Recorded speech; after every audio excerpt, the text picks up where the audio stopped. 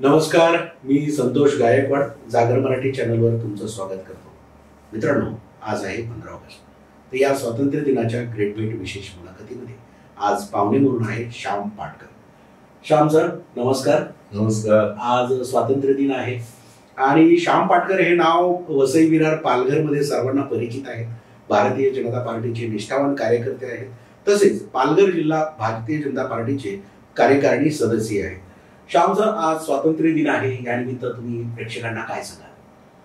सर्व प्रेक्षकांना मी माझ्या वतीने आधी सर्वांना स्वातंत्र्य दिनाच्या हार्दिक शुभेच्छा देतो. श्याम सर, तुम्ही साधारणपणे जनसंघ आणि भारतीय जनता पार्टी तर किती वर्षापासून तुम्ही भाजपमध्ये आहात? आमचं घराणं जे होतं, म्हणजे माझे वडील आणि आमचे सगळे कुटुंबीय हे राष्ट्रीय स्वयंसेवक संघाचं काम करत असत आणि निरनिराळ्या सहकार क्षेत्रात सुद्धा माझे वडील होते आणि लहानपणापासून संघात जाणं किंवा शिबिरं अटेंड करणं किंवा संघ शिक्षा वर्ग, जे मी एक OTC म्हणायचो त्यावेळी, ऑफिसर्स ट्रेनिंग कॅम्प, तो 1 वर्षाचा मी केला होता आणि संघाचे संस्कार माझ्यावर लहानपणापासून झाले.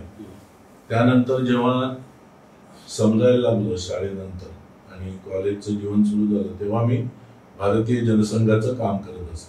आमच्याकडे शेजारीच राहणारे एक अरविंद पेंडसे म्हणून एक नेते होते, ज्यांनी आम्हाला जनसंघाचं काम करायला शिकवलं. ते सुद्धा संघातूनच आलेले होते आणि ते भारतीय जनसंघ ठाणे जिल्हा, त्यावेळेचा तो पूर्ण मोठा ठाणे जिल्हा होता, त्याचे ते सरचिटणीस म्हणून काम करत असत आणि नंतर काही वर्ष नोकरी करून ते पूर्णवेळ कार्यकर्ते म्हणून भारतीय जनसंघाचे झाले.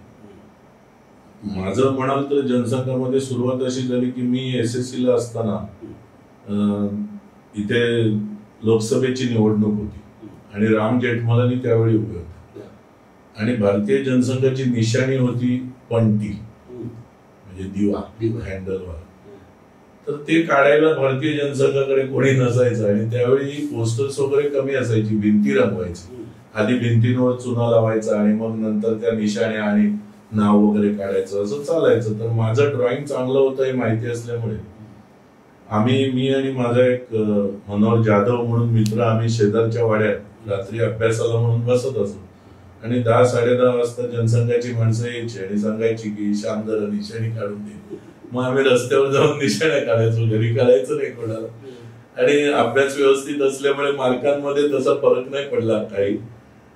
उलट मला त्यावेळी SSC म्हणजे मॅट्रिक म्हणायची त्यांना, तर मी 8वा विषय ड्रॉइंग घेतला होता आणि त्याच्यात मला बोर्डाचं पारितोषिक मिळालं होतं. पुढे मी नंतर JJ स्कूल ऑफ आर्ट्सचा फाईन आर्ट्सचा डिप्लोमा वगैरे केला, म्युरल आर्ट डेकोरेशनचा पण डिप्लोमा केला. हे माझं शैक्षणिक माहिती. पण जनसंघाची जी ओढ लागली किंवा गोडी लागली, आणि मी तुम्हाला सांगू, राष्ट्रीय स्वयंसेवक संघ असो, भारतीय जनता पार्टी असो किंवा भारतीय जनता पार्टी आणि जनसंघ, हे सगळी ज्या ज्या संस्था संघाच्या मुशीतून निघालेल्या आहेत, हे प्रखर राष्ट्रवादी लोक ह्याच्यामध्ये मला दिसले. आणि राष्ट्रवादी विचारांचं, ज्याला बाळकडू म्हणतात, म्हणजे राष्ट्र हे प्रथम, सर्वप्रथम आपण नाही, राष्ट्र प्रथम आणि मग आपण, हे जे काही संस्कार होतात ते त्यातूनच झाले आणि त्या प्रक्रियेतून आम्ही पुढे गेलो. आणि एखादा तुम्हाला प्रसंग हवा असेल तर सांगतो. आम्हाला तुम्ही लढवय्या वगैरे असे काही लोक शब्द वापरतात श्याम पाटकर विषयी. तर एक कॉलेजमध्ये असतानाच त्यावेळी भाऊसाहेब वर्तक हे नागरी पुरवठा मंत्री होते महाराष्ट्राचे आणि आपल्या भारतामध्ये त्यावेळी खूप दुष्काळ होता. तर त्यावेळी मिलो नावाचा लाल ज्वारी ही परदेशातून, अमेरिकेतून आणून लोकांना खायला घालायचे आणि ते खायला घालायचे. त्याच्याबरोबर धतुरा यायचा. प्रत्यक्षतः ती जी ज्वारी यायची ती तिथल्या डुकरांना खाण्यासाठी असायची आणि डुकरांना असं शांत वाटावं किंवा असे ते स्वस्त पडून राहावेत यासाठी त्यात धतुऱ्याच्या बिया टाकलेल्या असायच्या.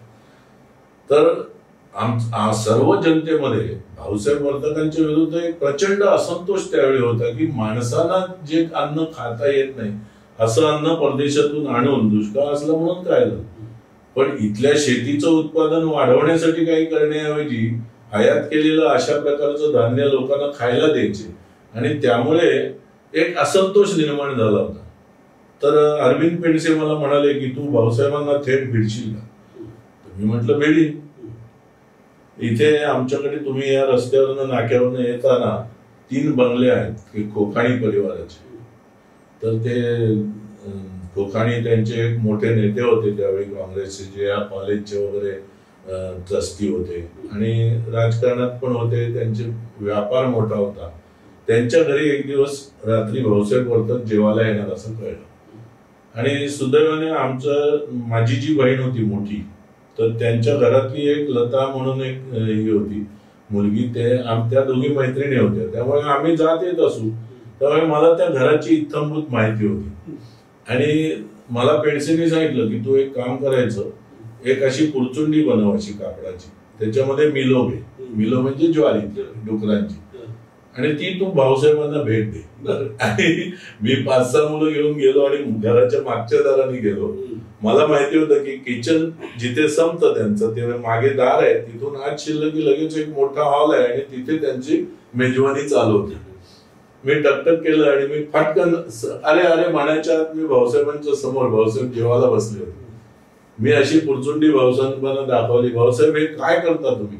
सामान्य जनतेला डुकराला घालायची, ज्वारी खायला द्यायची, कशासाठी तुम्ही अन्न आणि नागरी पुरवठा मंत्री आहात? असं एक वाक्य मी म्हणेपर्यंत पोलिसांनी माझ्यावर झडप घातली होती. आणि ते बोलले अरे हा कोण आहे, याला आवरा, याला बाहेर नाही, असं भाऊसाहेब म्हणाले होते. एक प्रसंग सांगतो. म्हणजे संघर्षाची सुरुवात अशी होते की जिथे तुमचे विचार पक्के असतात आणि आपल्या नेत्यांनी जे सांगितलेलं असतं ते करायची तुमची तयारी पाहिजे. इमर्जन्सीच्या काळात सुद्धा आम्ही पारनाक्यावर पहिला सत्याग्रह केला. इंदिरा गांधीच्या विरोधात तिने आणीबाणी लादली होती. लोकांची सप्त स्वातंत्र्य तिने हिरावून घेतली होती. अशा वेळी आम्ही त्यावेळी तरुणच होतो. मी 20-22 वर्षाचा असेल.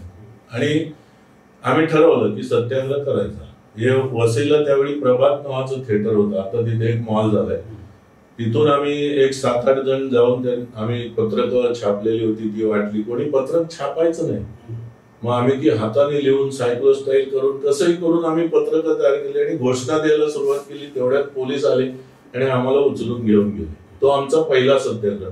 त्यानंतर मला सांगायला अभिमान वाटतो की वसई तालुक्यातून भारतीय जनता पार्टी, त्यावेळी जनसंघ होता आणि राष्ट्रीय स्वयंसेवक संघ, संघाचे निरनिराळे जे काय आयाम आहेत, त्यातून 150 लोक जेलमध्ये गेले. त्यातल्या जवळजवळ 10 ते 12 लोकांना मिसा लागला आणि आम्हाला DIR म्हणजे डिफेन्स ऑफ इंडिया रूल, तर तो आमच्यावर लागला होता. मी ठाणे कारागृहामध्ये 1.5 महिना होतो. 1.5 महिन्यानंतर आमची पालघरला केस चालली आणि आम्हाला त्यांनी 1 दिवसाची सजा दिली. म्हणजे 1.5 महिना जेल भोगल्यावर सजा ऍक्च्युली 1च दिवसाची झाली. पण अशा प्रकारे संघर्षमय वातावरण, याच्यातून आमच्यावर संस्कार झाले. मुलायमसिंगच्या राज्याच्या वेळी जे तुम्हाला माहिती आहे की 90-93 साली जे काही झालं त्याच्यामध्ये माझा सहभाग होता. मी आमच्या वसईतून जवळजवळ 110 तरुण घेऊन आम्ही अयोध्येला जायला निघालो कार सेवेसाठी. आणि रस्त्यात झाशीला रात्री मध्यरात्री पोलीस आले आणि आम्ही सगळे झोपेल होतो. आम्हाला उठवलं आणि मग काढलं गाडीच्या बाहेर आणि मोठ्या व्हॅन मध्ये टाकून आम्हाला ललितपूरला नेलं. ललितपूरला 7 जेल होत्या. म्हणजे जेल ऍक्च्युली एकच होती, परंतु 7 कॉलेजेस त्यांनी रिकामी करून त्याचे जेल केले होते. त्या ठिकाणी 10 दिवस मी जेलमध्ये तथाकथित. आणि आमचं सुदैव असं की त्यावेळी ठाण्याचे खासदार होते रामभाऊ कापसे आणि त्यांचा सहवास आम्हाला लागला. ते आम्ही 1000 लोक त्या कॉलेजमध्ये होतो पकडलेले. तर रामभाऊ कापसे सतत आमच्यामध्ये उठायचे बसायचे, त्यांचे विचार समजायचे. आणि अतिशय, तुम्ही तर रामभाऊ कापसेंचं नाव ऐकलं असेल, प्रचंड विद्वान माणूस, मराठीचे प्राध्यापक रुपारेल कॉलेजमध्ये. आणि त्या माणसाचा आम्हाला म्हणजे 10 दिवस सहवास लाभला, त्याचं मला खूप चांगलं वाटतं. त्यामुळे अशा प्रकारचे काही अनुभव आहेत, इमर्जन्सी असो किंवा राम मंदिरासाठीचा लढा असो, याच्यामध्ये आपला सहभाग आम्हाला घेता आला, हे आमच्या दृष्टीने मोठी भाग्याची गोष्ट आहे. शामभाऊ, सध्या महानगरपालिकेमध्ये जो 883 राखीव भूखंडाचा जो प्रश्न आहे त्याच्याबद्दल तुम्ही माहिती अधिकार मागवलेला आहे. काय विषय, काय जरा मुद्दे सांगा. हो, सांगतो. आपल्याला माहिती आहे की कुठलीही महानगरपालिका स्थापन झाली की त्या ठिकाणी सर्व राहणाऱ्या लोकांसाठी सोयी सुविधा असलेले भूखंड ठेवायला लागतात राखून. कारण तुम्हाला माहिती आहे, वसई सारख्या तालुक्याच्या ठिकाणी जमिनींना प्रचंड मोठी वाढती मागणी आहे, दरही खूप आहेत. त्यामुळे कोणी आपण होऊन एखाद्या सोयीसाठी, एखाद्या सुविधेसाठी आपली जमीन देत नाही. त्यामुळे ज्यावेळी विकास आराखडा बनतो त्यावेळी ह्या सर्व नागरी सुविधांसाठी निरनिराळ्या, उदाहरणार्थ STP म्हणजे सिवेज ट्रीटमेंट प्लांट असो, डम्पिंग ग्राउंड असो, कॉलेजेस असो, शाळा असोत, हॉस्पिटल्स असो, या सर्व निरनिराळ्या उपयोगी गोष्टींसाठी म्हणून लोकोपयोगी हे भूखंड राखीव ठेवले जातात. आपला 2001 साली सिडकोनी एक समिती स्थापन करून एक आराखडा बनवला. त्याच्यावर निरनिराळ्या हरकती आणि सूचना लोकांकडून मागवण्यात आल्या आणि दुर्दैवाने इथले त्यावेळेचे जे सत्ताधारी होते त्यांचा प्रचंड त्याच्यामध्ये हस्तक्षेप होता. आणि त्या हस्तक्षेपामुळे 2001 साली जो प्लान लोकांसमोर मांडण्यात आला तो शासनाला मंजूर करेपर्यंत 2007 साल उजाडलं होतं. या मधल्या गोष्टी खूप तपशिलाच्या आहेत, त्या कधीतरी मी माझ्या मुलाखतीत तुम्हाला सांगेन. परंतु 2022 मध्ये हे सगळे जे 883 भूखंड जे राखीव आहेत त्याच्यामध्ये 167 जमिनी किंवा जागा या शासनाने 2011 साली महानगरपालिकेला हस्तांतरित केल्या. म्हणजे 883 मधून 167 या सरकारी जागा आहेत.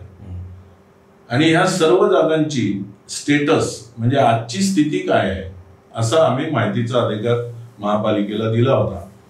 आणि त्यातून जे सत्य समोर आलं, महापालिकेने देखील कोणताही आडपडदा न ठेवता प्रभाग समिती वाईज जे मला उत्तर दिलंय, म्हणजे जे एवढा मोठा थप्पी आहे ती कागदपत्रांची, त्यामध्ये त्यांनी स्पष्ट केलेलं आहे, लेखी दिलेलं आहे की 883 पैकी 70% भूखंड हे अतिक्रमित आहेत. मग काही ठिकाणी झोपड्या बांधल्या असतील, काही ठिकाणी इमारती बांधल्या असतील, काही ठिकाणी जे जे काही करता येण्यासारखं आहे, म्हणजे समाजातल्या भूमाफियांनी जे वाईट करता येण्यासारखं आहे ते सर्व त्या भूखंडांविषयी केले. त्याला शासकीय जमिनी देखील अपवाद नाही. आणि ही परिस्थिती समोर आल्यानंतर मी आणि आमचे कार्यकर्ते आहेत, वसई विधानसभेचे प्रमुख म्हणून मनोज पाटील, आम्ही दोघांनी याचा नीट अभ्यास केला आणि 10/2022 या क्रमांकाची जनहित याचिका मुंबई उच्च न्यायालयात दाखल केली. या सर्वांचं म्हणजे आमचा महत्वाचा उद्देश काय आहे की एखाद्या महापालिका चालवताना जर लोकांना सोयी सुविधा तुम्ही उपलब्धच करून देऊ शकला नाही, जे सत्ताधारी आहेत त्यांचा नेता कोण आहे? हितेंद्र ठाकूर आहे. हितेंद्र ठाकूर काय आकाशातून जागा आणणार आहे का? त्या जागा ज्या राखीव आहेत आणि इतका मोठा महापालिकेचा विस्तार आहे, त्यामध्ये त्या राखीव जागा जर राखल्या गेल्या नाही, शासनाने सुद्धा 167 ज्या जागा दिल्या महापालिकेच्या ताब्यात, त्या जागा देताना संरक्षण आणि संवर्धन यासाठी देतोय असं स्पष्ट लिहिलेलं आहे. यातलं काहीच केलं नाही. तुम्ही मला सांगा, महापालिका स्थापन झाल्यापासून यातले किती भूखंड विकसित करून लोकांच्या सोयी सुविधांसाठी वापरले? काहीच नाही. कशासाठी विकास म्हणायचा? विकास हा फक्त इमारती उभ्या करून होत नाही किंवा हे शहर बुडवून होत नाही, तर त्यासाठी लोकांच्या सोयी सुविधा. मला सांगा, महापालिका स्थापन झाल्यावर कितीतरी PHC प्रायमरी हेल्थ सेंटर, जिल्हा परिषदेच्या शाळा या कार्यक्षेत्रात आल्या की नाही? एक तरी PHC किंवा एक तरी जिल्हा परिषदेची शाळा महापालिकेने ताब्यात घेऊन त्याचं सोनं केलंय, ते चांगलं करून लोकांना दिलेलं आहे ती सोयी सुविधा, हे तुम्हाला दिसलं आजपर्यंत? केलंच नाही. स्वतःची कॉलेजेस चालतील, स्वतःच्या शिक्षण संस्था, इंजिनिअरिंग हे ते ह्याच्यामध्ये सगळं करणार, कारण तो धंदा आहे. पण सर्वसामान्य खेडेगावातल्या लोकांना जी गावं ह्याच्यात आलेली आहेत त्यांच्या प्राथमिक शाळा सुद्धा तुम्ही करून नाही दिल्या. त्या आजही मोडकळीस अवस्थेत आहेत आणि तशाच पडलेल्या आहेत. PHCची किंवा उपकेंद्रांची स्थिती तुम्हाला माहिती आहे, आरोग्याविषयी काय स्थिती आहे. एकही मोठं हॉस्पिटल जे आमचं पूर्वापार चालत आलंय ब्रिटिश जमान्यापासून, ते DM पेटिट हॉस्पिटल वसईत आहे. त्या व्यतिरिक्त एकही महानगरपालिकेचं हॉस्पिटल निर्माण झालं नाही की जिथे सर्व सोयी सुविधा लोकांना एकतर माफक दरात नाहीतर मोफत मिळते. आपण सांगू शकतो ना. तर हे अशा प्रकारचं चित्र जेव्हा विदारक चित्र डोळ्यासमोर आल्यावर हायकोर्टात म्हणजे मुंबई उच्च न्यायालयात जाण्याशिवाय आम्हाला काही पर्याय नव्हता. प्रत्येक ठिकाणी अधिकारी आणि हे यांचे जे शासनकर्ते आहेत यांची मिलीभगत असल्यामुळे जो डेटा जे महापालिकेकडून हायकोर्ट मागताय तो वेळेवर कधीच दिला जात नाही. आता 22 पासून हे आता 24 आहे ऑगस्ट, आणि 2 वर्षामध्ये जे जे विचारलं त्याचं एक तर योग्य ते उत्तर दिलं नाही. ती जी ऍफिडेव्हिट दिली जातात ती तद्दन खोटी असतात. म्हणजे जी माहिती दिली जाते, आता तुम्हीच मला लेखी माहिती दिली, तुम्ही स्टेटस कबूल केलंय की ह्याच्यामध्ये अतिक्रमण झालेलं आहे. मी तुम्हाला सांगतो हे सगळे अधिकारी इन्क्लुडिंग मिस्टर रेड्डी जे उपसंचालक नगररचना विभागाचे आहेत, ह्याच्या इतका तर भ्रष्ट माणूसच नाही कोणी महापालिकेत. मला सांगा, कुठलाही भूखंड जो ज्या कामासाठी राखीव असेल तो भूखंड महापालिकेला ताब्यात द्यावा लागतो. त्यानंतरच त्याविषयीचं जे काही DR TDR हे जे अधिकार असतात हे महापालिका त्या मालकाला देऊ शकते. असे कित्येक उदाहरणं मी तुम्हाला देऊ शकतो की जिथे अतिक्रमित झालेली जागा आहे आणि त्याचे DR TDR दिलेले आहेत. आणि ही सगळी जी यंत्रणा आहे महापालिकेची ही पूर्णपणे भ्रष्ट आहे आणि सत्ताधाऱ्यांना बांधील आहे. म्हणजे त्यांच्या घरचे नोकर असल्यासारखे काम करतात. मला खूप वाईट वाटतं, त्यांना अतिशय वाईट ट्रीटमेंट मिळते. मधल्या काळात रेड्डी जे उपसंचालक नगररचना आहे त्यावेळी ते काहीतरी त्यांच्यावर केस झाली होती म्हणून ते येत नव्हते, त्यांना बाजूला बसवलं होतं. ते यायचे महापालिकेत पण दुसरीकडे बसायचे. आणि जगताप नावाचे एक अधिकारी ऍक्टिंग म्हणजे काय म्हणतात कार्यकारी उपसंचालक म्हणून काम करत असत. त्याने देखील असेच प्रमाद केले, भयानक प्रमाद केले त्या लोकांनी. म्हणजे तुम्हाला सांगतो, शासनाने 2011 साली आमच्या इथली मालोंडे म्हणून गाव आहे, हा जो ST स्टँडवरनं तहसीलदारकडे जो 60 कोटी रस्ता जातो त्या रस्त्यावर मालोंडेला 41E1 नावाचा एक जवळपास 1 एकर 39 गुंठे जमीन आहे. ही जमीन त्याचे खोटे कागदपत्र करून हितेंद्र ठाकूरच्या जवळचा बिल्डर रवींद्र पुरुषोत्तम पाटील, राणा रागाची, त्याला बाबा पाटील म्हणतात, त्यांनी ती हडप केली. नुसती हडप नाही केली, त्यावेळी हेच रेड्डी साहेब सिडको मध्ये होते, त्यांनी त्याला इमारत परवानगी दिली. आज तिथे 20 दुकानं आणि 70 सदनिका असलेली मोठी इमारत, वसईतली संस्कृती नावाची, याला ही यांची संस्कृती आहे. अनधिकृत बांधकाम, अनधिकृत म्हणजे दाखवायला अधिकृत. मी जेव्हा रेड्डी साहेबांना विचारलं की रेड्डी साहेब तुम्ही सरकारी जागेवर दिलंय, ती सुद्धा राखीव सरकारी जागा, तो म्हणे पाटकर साहब मुझे मालूम होता था तो मैं क्या गवर्नमेंट के लैंड पे मैं परमिशन देता. हे उत्तर. मी सांगितलं देखिए आपको मालूम होता था नहीं होता था, you are most responsible for your signing that CC. इमारत बांधकाम परवाना तुम्ही देता आणि तुम्ही त्याच्यावर सही करता, त्यामुळे जे काय असेल बलपूर्वक त्याला तुम्ही जबाबदार आहात. हे झालं एक. आता भूखंड तुम्हाला सांगतो, सगळ्यात आपल्या दृष्टीने ह्या शहराची लोकसंख्या वाढत असताना अत्यावश्यक सुविधा जर कुठली पाहिजे असेल तर रोज निर्माण होणारा जो कचरा आहे त्याची विल्हेवाट लावणं, आणि ही विल्हेवाट लावण्यासाठी डम्पिंग ग्राउंड्सची आवश्यकता असते. एकूण 11 डम्पिंग ग्राउंड्सचे प्लॉट रिझर्व्ह ठेवलेले होते आपल्या विकास आराखड्यात. आणि सांडपाण्यावरची प्रक्रिया, मलनिस्सारण सांडपाणी म्हणजे STP त्याला म्हणतात, सिवेज ट्रीटमेंट प्लांट, हे 7 होते. आता ह्यातले 70% गेले, म्हणजे 7पैकी 4 गेले आणि 3 राहिले. एक बोळिंजला केलाय, म्हणजे मधल्या काळात 2016 पिढ्यामध्ये कधीतरी केलाय तो. 155-154 कोटी रुपये खर्च केला. ज्या दिवशी केलाय त्या दिवशीपासून बंद आहे. बाकी कुठेही STP प्लांट नाही. बहुजन विकास आघाडीचे नगरसेवक सीताराम गुप्ता यांनी आचोड्याला पटेल म्हणून एक फॅमिली आहे जी नवसारीला राहते, त्यांच्या 3 भावांच्या 10-10 एकर अशी 30 एकर जमीन होती. ह्या 30 एकरवरती 15 एकर डम्पिंग ग्राउंड आणि 15 एकर STP प्लांटचं रिझर्वेशन आहे. पूर्णपणे राखीव भूखंडावर झालं.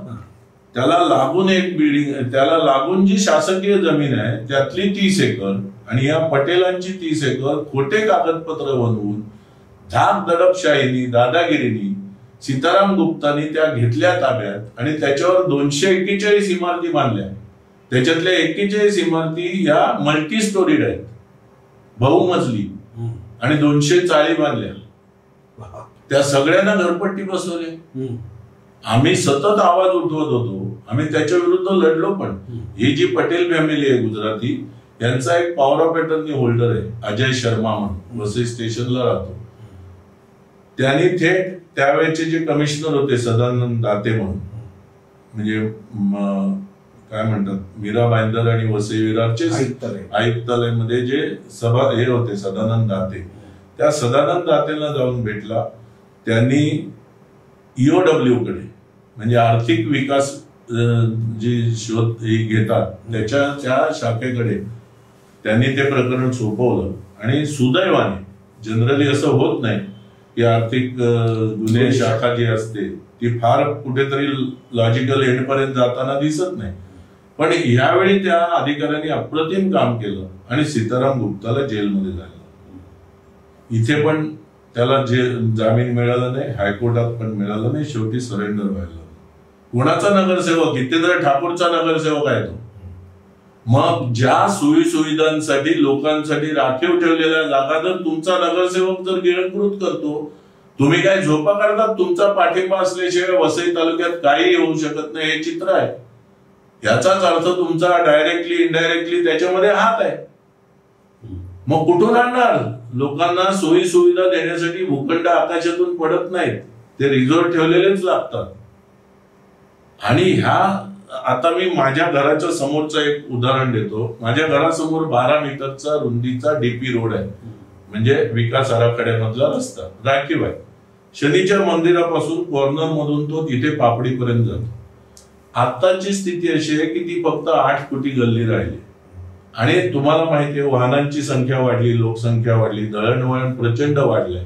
तिथून एखादी कार जरी आली तरी दुसरी कार पास होऊ शकत नाही. ही स्थिती लक्षात घेऊ, म्हणजे पुढचं जे काय प्लॅनिंग असतं ते करण्यासाठीच या विकास आराखड्यात तो 12 मीटरचा रस्ता दाखवलेला.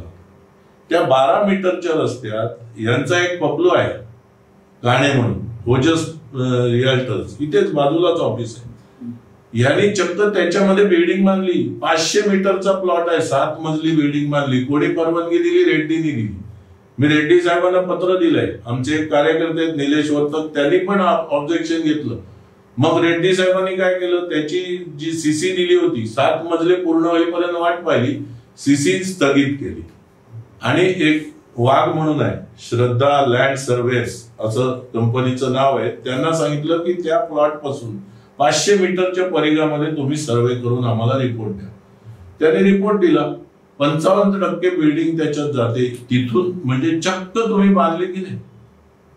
मी रेड्डी साहेबांना विचारलं कशी परवानगी दिली? नहीं, वो नीचे से जो हमको फीडबैक मिलता है उसके ऊपर विश्वास करके करते हैं. जेल में आपको जाना है, वो नीचे वाला नहीं जाएगा.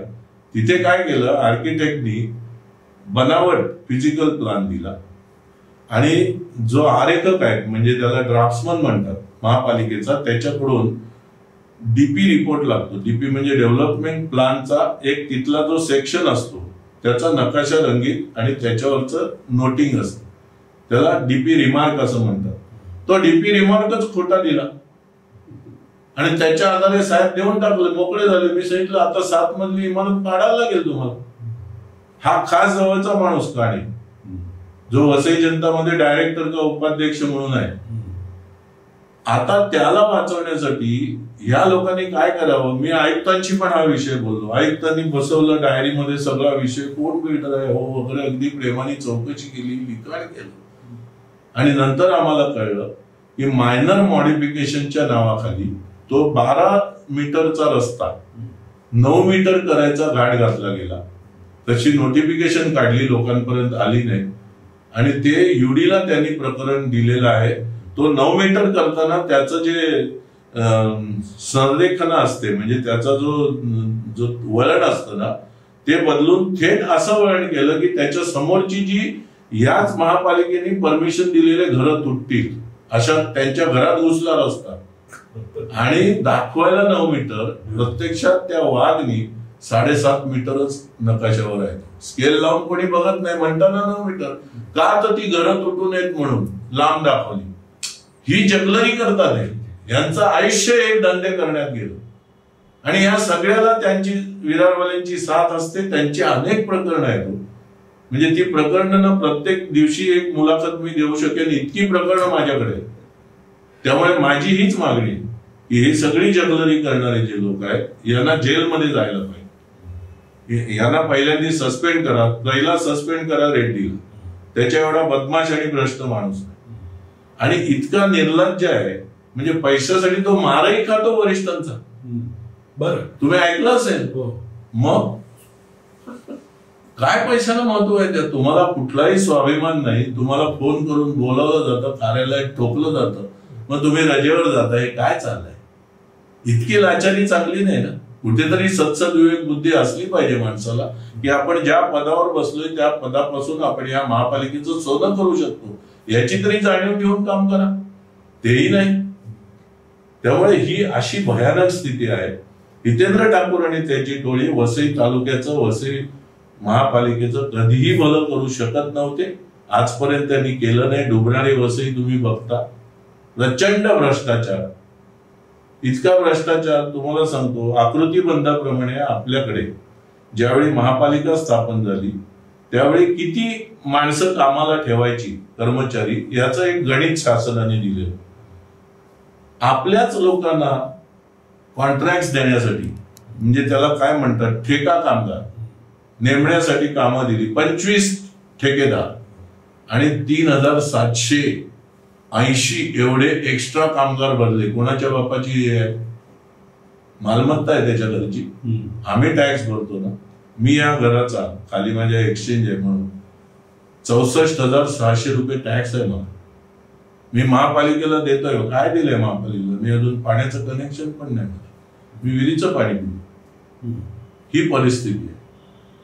आणि तुम्ही मगाशी जे बोललात, आता पण मी तुम्हाला सांगतो की ही अशा प्रकारचे जे अत्यावश्यक ज्या या आहेत, म्हणजे सोयी सुविधा आहेत, उदाहरणार्थ डम्पिंग ग्राउंड, प्रचंड कचरा निर्माण होतो. त्याची विल्हेवाट जर लावली नाही, कोणाचं आरोग्य धोक्यात आलंय? वसई महापालिकेतल्या पैसे देणाऱ्या टॅक्स पेयरचं आरोग्य धोक्यात आलंय ना. एसटीपी प्लांट नसल्यामुळे काय झालंय तुम्हाला सांगतो. आमचा एक कार्यकर्ता आहे, त्यांनी ह्या स्टेटस रिपोर्टवरून सरळ एनजीटी काढली. दिल्लीला जाऊन राष्ट्रीय हरित लवादाकडे तक्रार दाखल केली महापालिकेविरुद्ध. राष्ट्रीय हरित लवादाने दखल घेतली आणि महाराष्ट्र पोल्युशन कंट्रोल बोर्डाला ऑर्डर केली की अर्नाळा किल्ल्यापासून ते वसई किल्ल्यापर्यंतच्या 22 किलोमीटर एरियातले पाण्याचे, समुद्राच्या पाण्याचे नमुने घ्या, त्याचं विश्लेषण करा आणि त्याचा रिपोर्ट सादर करा.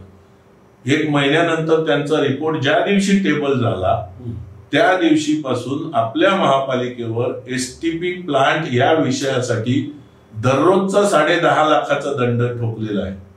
आता त्याची अमाऊंट 155 कोटीपर्यंत गेली. आणि डम्पिंग ग्राउंडची असुविधा आहे. म्हणजे फक्त 4च डम्पिंग ग्राउंड आहेत 11 पैकी. Can you imagine such a mess?